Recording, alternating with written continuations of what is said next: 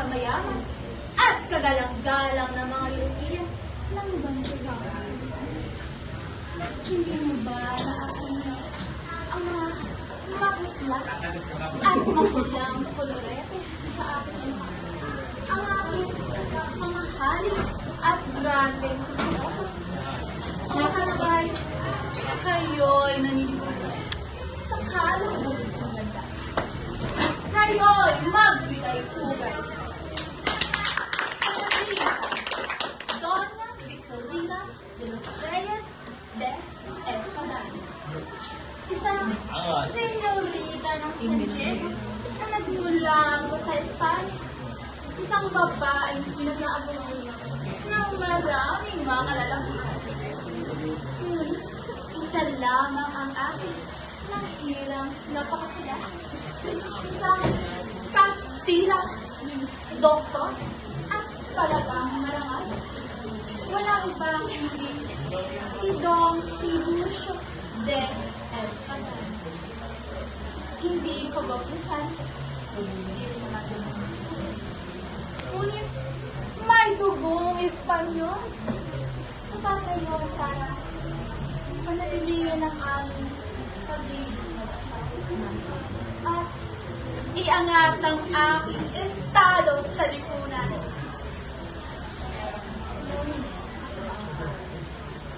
Iniwan ako ng aking inilting na asawa.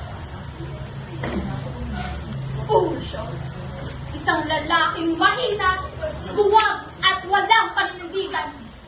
Ako, ang utak sa likod ng kanyang pagiging doktor. Ako ang dahilan kung bakit kami kinikilala sa lipunan. At ngayon, siya ang nagtatago habang ako'y hindi nga ako at pinagtatawa ng mga marurungis na mga Indio. Kayo mga hampas lupang mga Indio, naggaya ng ating asawa. Kapag tanto ko, pare-parehas lang kayong mga walang modo. Kaya ng aking tal na kaaway na si Doña. Tawagin na natin konsolasyon.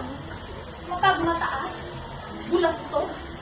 Labandero lang naman ang San Diego. Akala mo kung sino? Makamat lang naman ito. Kaya kapangasawa niya si Alperes, isang Guardia Civil at Espanyol. Ako, nararapat tawagin doon ng San Diego. Ako, na may bukod tawing ganda. Isang Espanyol at may angking talino. Doña Victorina, ang alam nararapat, pagbigyang puri at galangin niyo. Walang kwenta ang mga mababakong mga Pilipino kung ihahapin sa amin, mga Espanyol. At habang naasahan ko ang mga araw na yun, kasi nasagawa ko ang isa sa mga mahahalagang bagay, ay nakasal si Paulista sa isang lalaki may dugong Espanyol, gaya ni Don Juanito. Hindi yung isang makatagsik, isagani, walang forma, walang titulo, at higit sa lahat, isa siyang Indio. Barbaro! Ani ni Paulita, aanhin mo ang pag-ibig kung wala kang kapangyarihan at hindi nirespeto.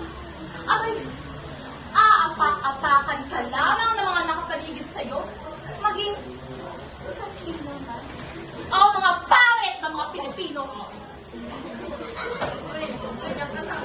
At kung sakaling matagumpay ang lahat ng aking tsak na ako'y mas kilala instead.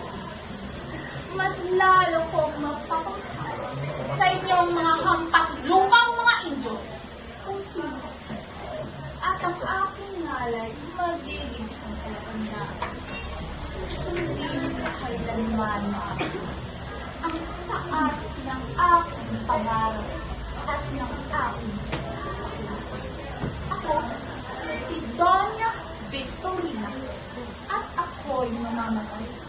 ng taas mo at isang Espanyol.